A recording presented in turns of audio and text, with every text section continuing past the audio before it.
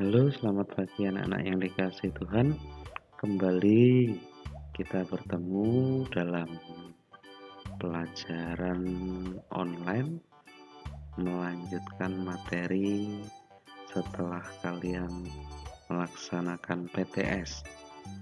Nah, tentu saja kalian sudah menerima hasil PTS masing-masing. Semoga puas dengan hasil yang telah kalian kerjakan dan kalian terima, sehingga nilai-nilai tersebut bisa menjadi acuan kalian untuk lebih semangat lagi belajar di tema selanjutnya. Oke, untuk hari ini kita akan melanjutkan materi kita, yaitu materi tentang PPKN. Oh iya anak-anak, untuk tema kali ini kita masuk dalam tema 3, yaitu tentang benda di sekitarku, dengan subtema 1, aneka benda di sekitarku. Nah, untuk kali ini kita akan belajar PPKN.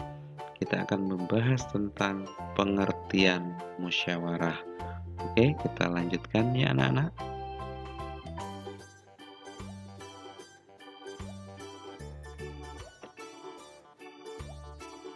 Tahukah kalian apa yang dimaksud dengan musyawarah?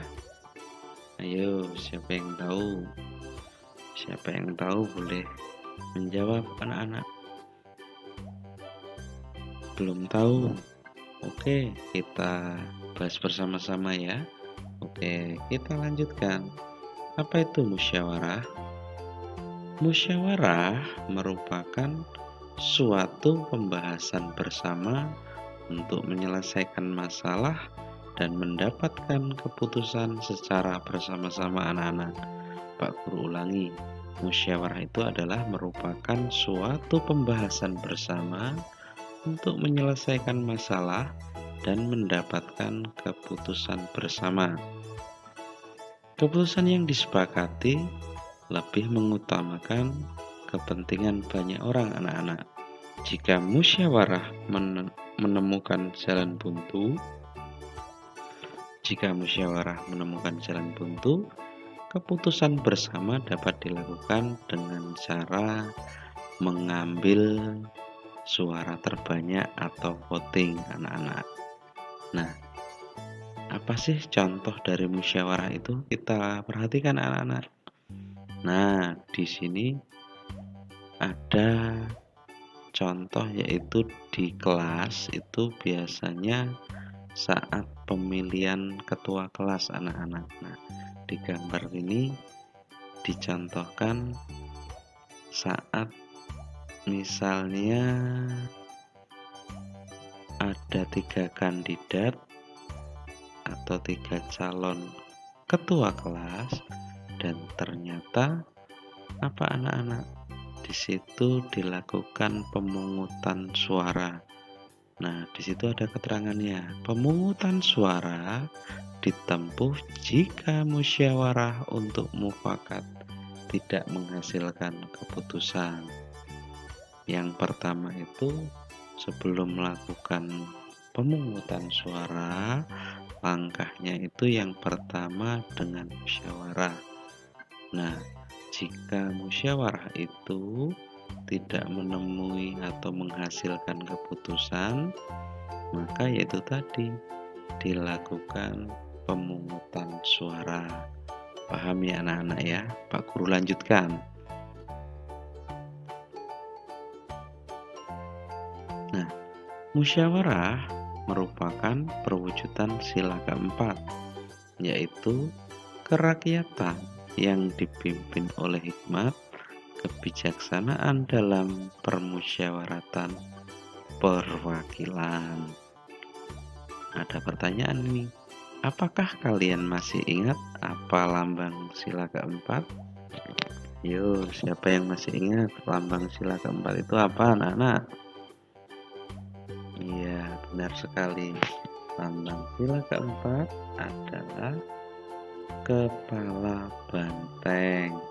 Nah, sekarang kalau bunyinya sila keempat itu Tadi kerakyatan yang dipimpin oleh hikmat kebijaksanaan dalam permusyawaratan perwakilan. Nah, sila keempat ini mengandung arti rakyat Indonesia berkumpul dan bermusyawarah untuk menyelesaikan suatu masalah tertentu, anak-anak. Itu arti dari sila keempat. Itu yang perlu kalian pahami. Nah, ini adalah lambang dari sila keempat, kepala banteng. Kita lanjutkan ya anak-anak ya. Nah, di sini Pak Guru akan membahas soal.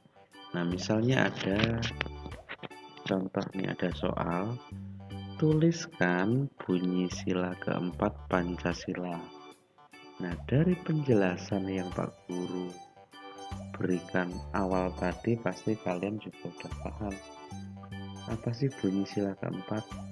Oh, bunyi sila keempat itu ternyata kerakyatan yang dipimpin oleh hikmat kebijaksanaan dalam permusyawaratan perwakilan. Nah, terus apa lambang sila keempat itu anak-anak? Lambang sila keempat adalah kepala. Oke, kepala banteng. Paham ya anak-anak ya? Nah, selanjutnya masih ada soal anak-anak. Ini soal yang pertama dan kedua. Nah, sekarang soal yang ketiga dan keempat. Perhatikan.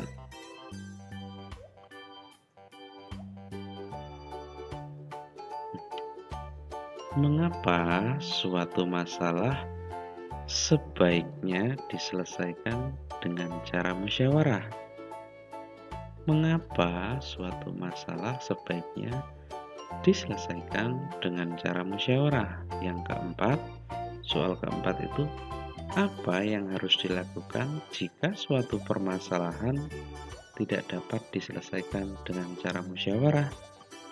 Kalau kalian tadi menyimak penjelasan Pak Guru dari awal, pasti bisa menjawab ini. Oke, kita jawab bersama-sama anak-anak. Yang ketiga, mengapa suatu masalah sebaiknya diselesaikan dengan cara musyawarah? Jawabannya apa anak-anak? Jawabannya ini. Suatu masalah sebaiknya diselesaikan dengan cara musyawarah agar tercapai suatu mufakat atau semua setuju. Tidak seorang pun menolak keputusan yang telah diambil atau disepakati. Nah, itu jawabannya. Mengapa suatu masalah itu sebaiknya diselesaikan dengan cara musyawarah? Jawabannya agar tercapai mufakat atau sepakat ya anak-anak ya. Mufakat itu sama dengan sepakat atau semua setuju dan tidak seorang pun menolak keputusan yang telah diambil atau disepakati.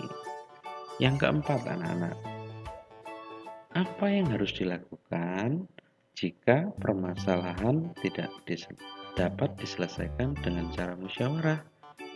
Nah, itu tadi kan juga sudah Pak Guru jelaskan di awal. Jawabannya adalah yang harus dilakukan jika suatu permasalahan tidak dapat diselesaikan dengan cara musyawarah, maka diambil keputusan secara voting. Apa itu anak-anak voting?